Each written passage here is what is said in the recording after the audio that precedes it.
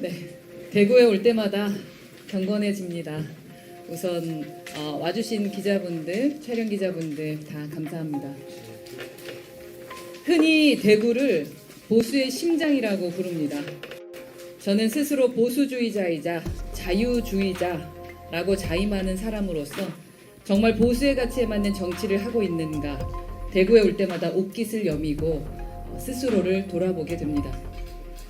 흔히 국민의힘을 보수 정당이라고 부릅니다. 수십 년 동안 보수 정당에 대한 지지율이 가장 높게 나온 곳이 이곳 대구입니다. 그런데 말입니다. 국민의힘은 과연 보수 정당이 맞는가?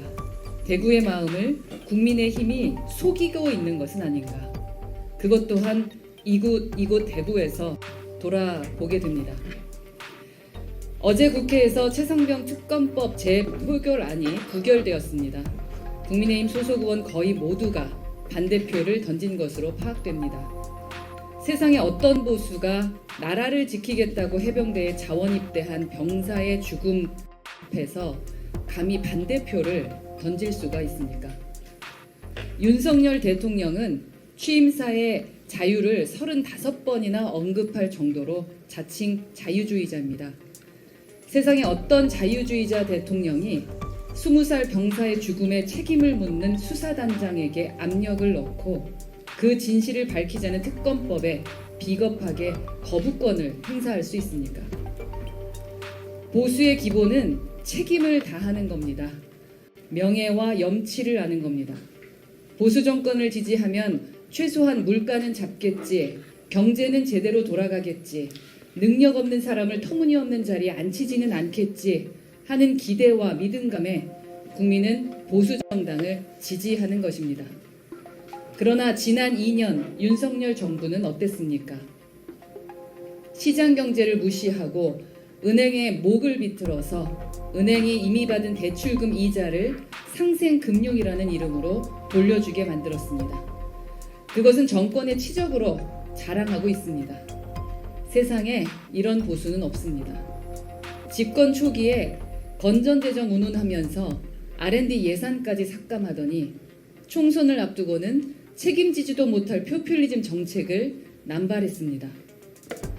민생 토론회라는 이름으로 대통령이 갑작스레 전국을 돌아다니면서 노골적인 선거 개입까지 했습니다. 세상에 이런 보수는 없습니다. 개혁신당은 보수와 자유, 공화, 민주의 가치를 모두 소중히 여기는 정당입니다. 청년 세대의 미래를 위해서 노력하는 것을 제1의 가치로 여기는 정당입니다.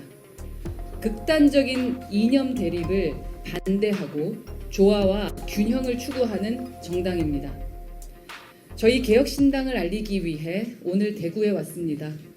대구 시민 여러분께 인사드리기 위해서 제2기 지도부가 총출동해 이곳 대구로 제일 먼저 달려왔습니다. 오늘 대구를 찾아뵌 김에 일본군 위안부 피해자 이용수 할머님도 만나 뵙고 오후에는 박종훈 대령의 고향인 포항에 가서 또 시민들께 인사드릴 예정입니다.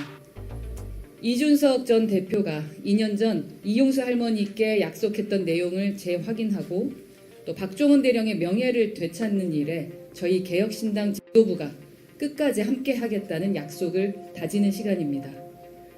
대구의 마음, 영남의 신뢰를 얻는 개혁신당이 되겠습니다. 대한민국의 미래를 열어가는 개혁신당이 되겠습니다. 대통령을 만들 정당 개혁신당이 자유와 민주, 보수의 가치를 되찾아오겠습니다. 이상입니다.